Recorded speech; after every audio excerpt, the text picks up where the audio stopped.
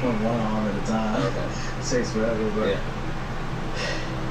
yeah, I actually really like it.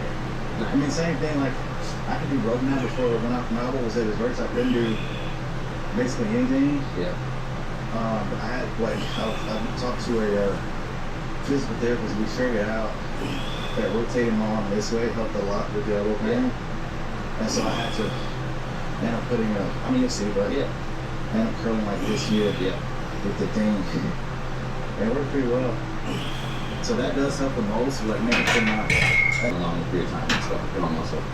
All that being said, whether you want to frame it different, how do I put on some muscle / how do I keep muscle, I think it's just an extension of doing all the same things you normally do, but be aware of the variables that cause the most fatigue, and just be aware when you might have to like taper those back just a little bit. And so one, if you're not doing things right when you're like in a position of either maintenance or surplus in drawing, then like you're not going to know what the transition to when you go with that. All I mean by that is be tracking things diligently, so know exactly where you are at your start point, and make sure that you're just looking at it as a reference point.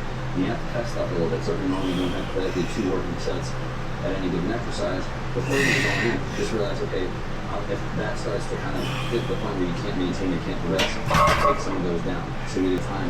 And for moderate term cuts, or even longer term cuts that are like, very mild, like small deficit, it's not hard to, in the beginning, most people normally can still put on a little bit of strength. I don't care what anybody says, how scientific you want to be, you're in a deficit long enough, and the goal is just to maintain.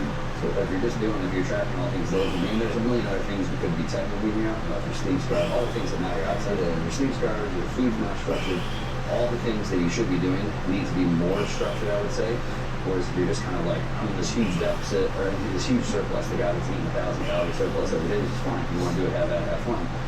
But it's, you try and go from this very loose thing into this, I'm in this nice structured thing, in the structured deficit, and nothing else is structured, you get yourself up to failure before you